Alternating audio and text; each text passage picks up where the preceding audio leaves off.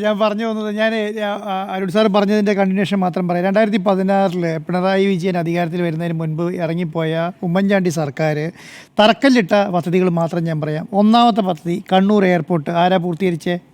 വിജയൻ സർക്കാർ.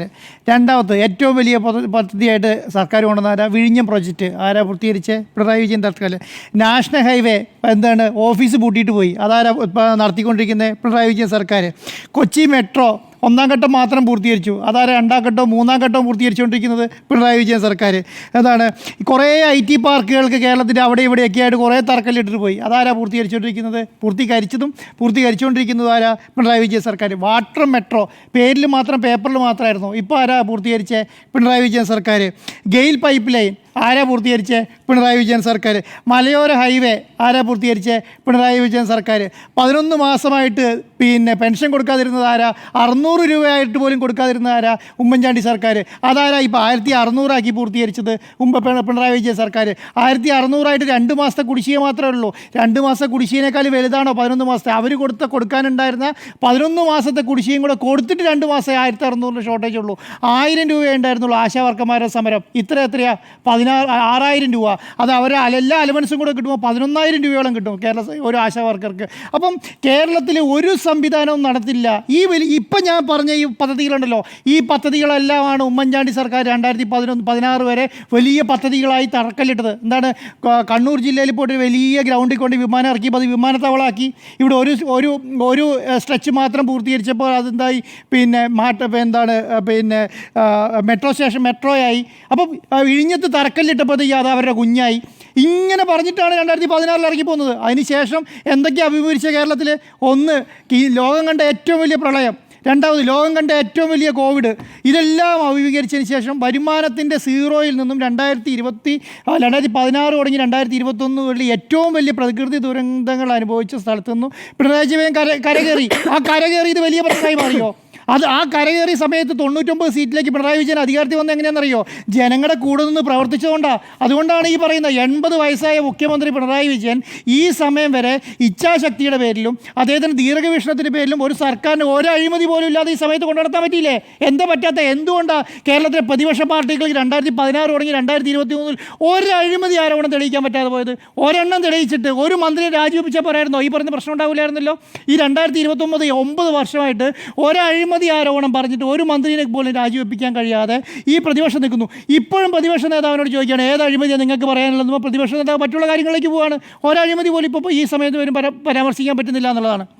എന്തിനാണ് നമ്മൾ ഈ പറഞ്ഞ 300 വ്യവസായ സംവിധാനങ്ങളിൽ നിന്ന് 6000 വ്യവസായ സംവിധാനത്തിലേക്ക് ഒരു സർക്കാർ വളർത്തി എന്ന് പറയുമ്പോൾ അത് ചെറുതായിട്ട് കാണുന്നത്? 300 2016 2300 2016 2025 തമ്മിൽ ഈ പറയുന്ന അത്രയും വലിയ വ്യത്യാസം ലോകത്തുണ്ടായോ? അത്രയും വലിയ വ്യത്യാസമൊന്നും ഉണ്ടായിട്ടില്ല. 300 തുടങ്ങി എത്ര ടൈംസാണ്? 200 ടൈംസ്, 2000 ടൈംസാണ് 6000ത്തിലേക്ക് എത്തുമ്പോൾ. അത്രയും വ്യത്യാസം ലോകത്തുണ്ടായോ? ഒന്നും ഉണ്ടായില്ലല്ലോ. ഈ പറഞ്ഞ വ്യവസായ മന്ത്രി ഉണ്ടല്ലോ പി രാജീവ്, അദ്ദേഹത്തിൻ്റെ കീഴിലുള്ള എത്രയെങ്ങാനും പ്രൊജക്റ്റ് ഒരെണ്ണം പൂട്ടിപ്പോയോ? നിങ്ങൾ ഏതെങ്കിലും ഒരു സമയത്ത് നിങ്ങൾ സമരം കണ്ടോ? 2021 തുടങ്ങി 2024 വരെ ഈ സമയം നടക്കുമ്പോൾ നിങ്ങൾ എത്ര വ്യവസായ സംവിധാനത്തിന് മുമ്പ് സമരം നടക്കുന്നുണ്ട്? എത്ര സ്ഥലത്ത് നോക്കുകൂലി സമരം നടത്തുന്നുണ്ട്? എത്ര സ്ഥലത്ത് ഈ പറഞ്ഞ തൊഴിലാളികളെ പിരിച്ചുവിടുന്നുണ്ട്? ഒരു സ്ഥലത്ത് പിരിച്ചുവിടുന്നില്ല, ഒരു വാർത്തയും റിപ്പോർട്ട് ചെയ്യപ്പെടുന്നില്ലല്ലോ എന്നേ. അതല്ലേ നമ്മൾ കണ്ടത്? ഏതെങ്കിലും മലയോര ഹൈവേ പൊളിഞ്ഞു കിടക്കുന്നതായി നിങ്ങൾ കാണുന്നുണ്ടോ? മലയോര ഗ്രാമീണ റോഡുകൾ പൊളിഞ്ഞു കിടക്കുന്നതായിട്ട് കാണുന്നുണ്ടോ? ഒന്നും കാണുന്നില്ലല്ലോ. മാത്രമല്ല, നിങ്ങൾ ഈ പറഞ്ഞ 4000 സ്കൂൾ പൂട്ടിയ സ്ഥലത്തു നിന്നും 45,000 സ്മാർട്ട് റൂമുള്ള സ്കൂളുകൾ പണിത് ആരാ പണിതത്? അതെങ്ങനെയാണ് പണിതത്? ഇന്നത്തെ സംസ്കാരത്തിന് പഠിക്കാൻ പറ്റിയ രീതിയിൽ വിദ്യാഭ്യാസ സമ്പ്രദായത്തെ മാറ്റാൻ ഈ കേരളത്തിലെ പിണറായി വിജയൻ സർക്കാരിന് മാറ്റാൻ കഴിഞ്ഞില്ലേ? അതെന്താ ചെറുതായി കാര്യമായിട്ട് കാണുന്നത്? ഇത്രയും വലിയ സംവിധാനത്തെ പഞ്ചായത്ത് സംവിധാനത്തെ മുഴുവൻ ഡിജിറ്റൽവൽക്കരിക്കാൻ കഴിഞ്ഞില്ല. കെ സ്മാർട്ട് കൊണ്ട് ഡിജിറ്റൽവൽക്കരിക്കാൻ കഴിഞ്ഞില്ല. അതെന്താ നമ്മൾ ചെറുതായിട്ട് കാണുന്നത്? കാസർഗോഡ് തുടങ്ങി തിരുവനന്തപുരം വരെ നാഷണൽ ഹൈവേ പണിതുണ്ടല്ലോ. 5850 കോടി രൂപ കൊടുക്കാൻ പറ്റിയല്ലോ സർക്കാരിന്. ഇതെവിടുന്ന? കിഫ്ബിയിൽ നിന്നല്ലേ. കിഫ്ബി പണം എടുക്കാതെ ആകെ 16,000 കോടി അല്ലേ? 16,000 കോടി 3 വർഷത്തേക്ക് അടിസ്ഥാന വികസനത്തിന് മാറ്റിവെച്ച ഉമ്മൻചാണ്ടി സർക്കാരാണോ? 55,000 കോടി രൂപ മാറ്റിവെച്ച പിണറായി സർക്കാരാണോ അടിസ്ഥാന വികസനം കൊണ്ടുവന്നത്? എന്തേ അത് മനസ്സിലാക്കാതെ പോകുന്നത്? അപ്പം എന്താണ് നിങ്ങൾ 15,000 പറഞ്ഞു, 6,000 കൊണ്ടുവന്നുള്ളൂ. വലിയ കാര്യമായിട്ട്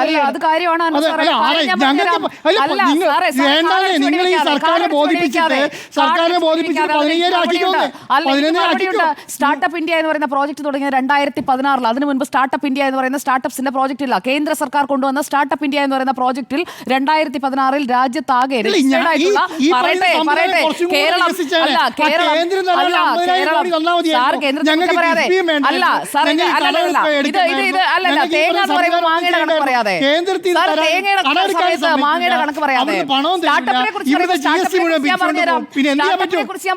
സ്റ്റാർട്ടപ്പ് ഇന്ത്യ കേന്ദ്ര സർക്കാരിന്റെ പദ്ധതിയാണ്. അതിന്റെ അടിസ്ഥാനത്തിൽ കേന്ദ്ര സർക്കാർ സ്ഥാപനങ്ങൾ റെക്കഗ്നൈസ് ചെയ്തിരിക്കുന്ന സ്റ്റാർട്ടപ്പുകൾ തന്നെയാണ് ഇവിടെയും ആ സ്റ്റാർട്ടപ്പ് ഇന്ത്യ പ്രോജക്ടിന്റെ ഭാഗം തന്നെയാണ്. കേരളവും ഇന്ത്യയുടെ ഭാഗമാണ്. അപ്പോൾ 500-ൽ നിന്ന് 1,59,157 രാജ്യമാകെ ഈ സ്റ്റാർട്ടപ്പുകൾ വികസിച്ചിട്ടുള്ളൂ. അല്ലാതെ കേരളം മാത്രം ഉണ്ടാക്കിയ പദ്ധതി അല്ല സ്റ്റാർട്ടപ്പ്. അല്ല, ഞാൻ പറഞ്ഞില്ല, ഞങ്ങൾ ഇതിനേക്കാളും കൂടുതൽ വികസിച്ചേനെ.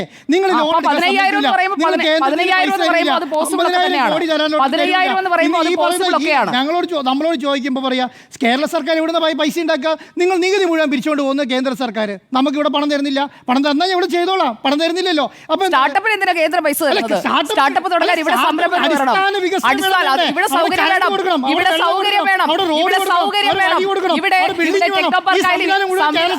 അല്ല, ഇവിടെ കേരള സ്റ്റാർട്ടപ്പ് മിഷൻ ഉണ്ടാക്കിയിട്ടുണ്ട്. നമ്മുടെ തൊട്ടടുത്ത സാറൊന്ന് പോയി നോക്കുക, അവിടെ സൗകര്യങ്ങൾ ഉണ്ടാക്കി കൊടുക്കണം. എല്ലാ കേന്ദ്രം തരണം. എന്നാ പിന്നെ കേന്ദ്ര കേരളം ഭരിച്ചോളാം. എന്നാ കേരളത്തെ കേന്ദ്ര ഭരണ പ്രദേശമാക്കൂ സാർ. ഞങ്ങളുടെ കയ്യിൽ നിന്ന് പിരിച്ചിട്ട് പോകുന്ന നികുതി ഞങ്ങൾക്ക് തിരിച്ചു തന്നാൽ ഞങ്ങൾ ഇപ്പൊ കേന്ദ്രം തന്നിട്ടല്ലോ ഇതൊന്നും നടപ്പിലാക്കുന്നത്. സ്റ്റാർട്ടപ്പ് ഇന്ത്യ പദ്ധതി നരേന്ദ്രമോദി സർക്കാർ കൊണ്ടുവന്നത് കൊണ്ടാണ് ഈ സാർ സ്റ്റാർട്ടപ്പ് ഇത്രയും കേരളത്തിൽ വന്നത്. എന്താ ചെയ്ത കേരളത്തിലെ സ്റ്റാർട്ടപ്പ് പദ്ധതിക്ക് കേന്ദ്ര സർക്കാർ എന്താ ചെയ്തു തന്നെ? ഒന്നും ബിൽഡിംഗ് പണിയണം, ഞങ്ങൾ തന്നെ വെള്ളം കൊടുക്കണം, ഞങ്ങൾ തന്നെ ഈ അടിസ്ഥാന സൗകര്യം മുഴുവൻ വികസിപ്പിക്കണം. 1 രൂപ തരൂല, ലോൺ എടുക്കാൻ സമ്മതിക്കൂല, നികുതി തരൂല, ഒന്നും തരൂല. എന്നിട്ട് പറയാ നരേന്ദ്രമോദി സർക്കാരാണ് പ്രൊജക്ട് കൊണ്ടുവന്നത്. എവിടുത്തെ ന്യായം? ഇത് ആ പദ്ധതി നരേന്ദ്രമോദി സർക്കാർ കൊണ്ടുവന്നതാണ്.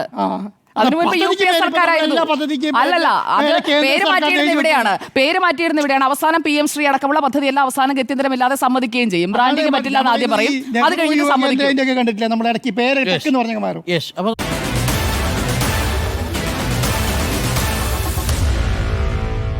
Meet the editors.